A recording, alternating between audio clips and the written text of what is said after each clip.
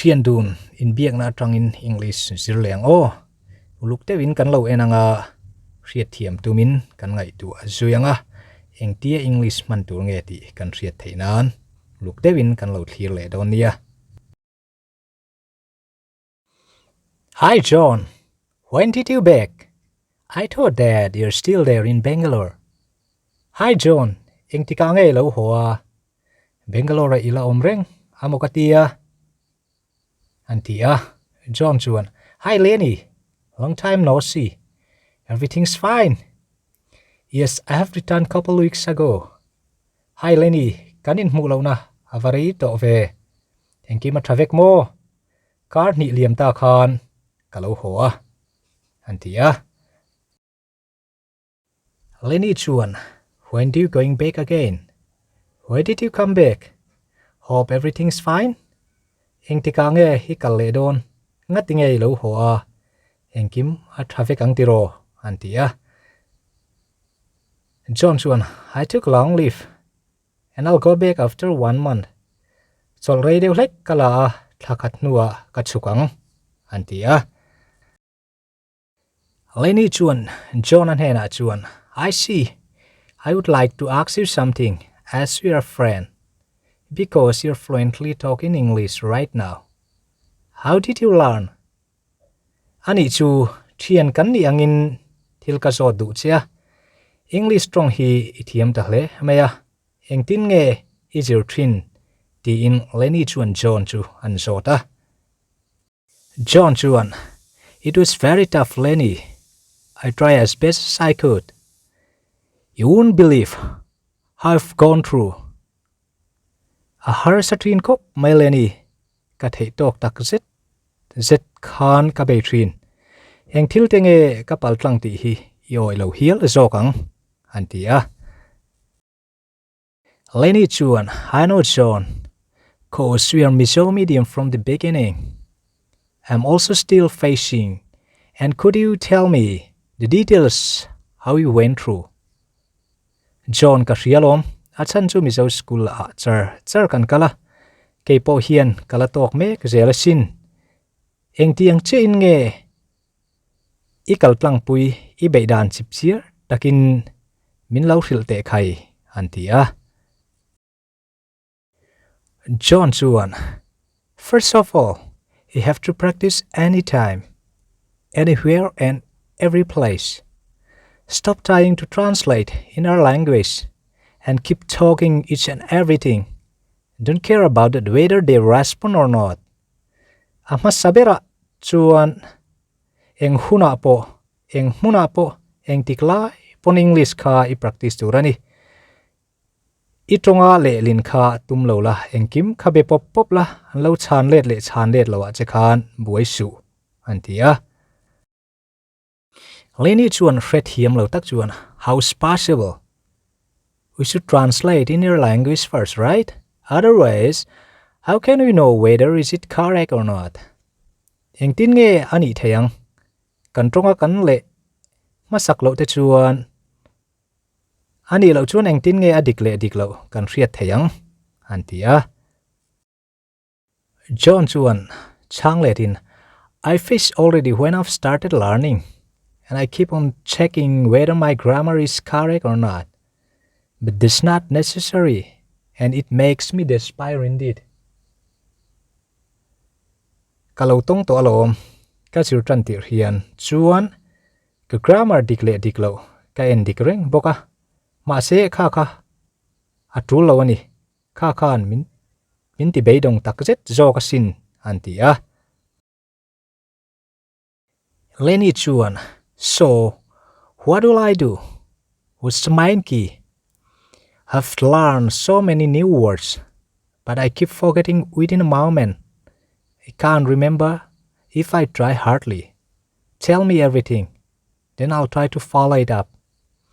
Chuan enge katita kangang. Enge poimo bir lai. Words thar ka thiam faka ma se rei lo te a ka thei ni le ngal mai je la. Ka be fe po hian ka reng thei trin lo. Engkim min ril la lo ti ve ka lo tum don nia. Antia. John chuan. Okay, I see. I was facing the same problem, and I totally upset. I've decided not to learn English anymore. So I totally refused learning myself. So I keep on talking randomly. I mean, I'm not caring about whether my English grammar is correct or not. O ka hre thiam e ke po in iton ang chi kha katong ve to alom kalung hurin ka English ke ma a sir chu ka ban san ta a chuan katong vel ta pop popa ka soi om zia chu ka grammar adik le dik lo po ka poi ti to lo ani ber mai chu antia Lenny chuan deals who Devin. What's your point? What exactly is the basic point as per your experience? Enge isoy omsia. Eng chi hinge abul thut berni a ishiat. Ilo tonto atrangin ti indil shoot takin an zota. John chuan konfi takin. There are lots of different ways, Lenny. You have to know who's the best way to improve yourself. This the priority. Kung si sang a omalom, Lenny. Enge imason chak na berka ishiat angay ni. Chuchu apoy mo masaber chuani antia. Lenny chuan, okay, I see. But I used to apply each and every method. But it doesn't work out. That's why I asked you. Oh, ka hre thiam e. Ka hriat ang hi chu kalau ti chin vek toa. Ma se eng ma ani chuang lo. Chu wang chu lom ka zo che antia.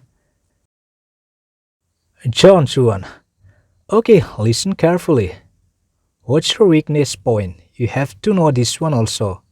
Ole uluk takin ngai tharo. Henge ichak lo na lai ka ishiat le pot ka angai bokani antia. Okay then. Ole chuan eng tin zel. Lenny chuan antia. You told me you keep on forgetting new words what you have learned, right? That means you haven't practiced continuously. You should use as much as you can what you have learned new words. Otherwise, you'll forget it easily. You was tarfiat ka itay ngil tuay zel ti minsil tiro. At san su iman ngal, iman reng trin lo vang. Ani, was tar ishiat su atam thay ang berman itum turani. Ani lo chuan awlsam takin itay ngil le mayang. Antia. John chuan say zomin.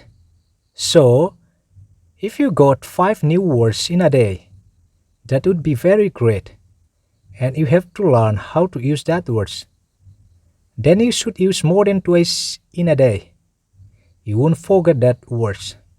But if you not use that new words, definitely you'll forget easily. Chuan ni khata words thar panga ithiam chuan athahle ani. Chu words thar chu manna izong do na ni.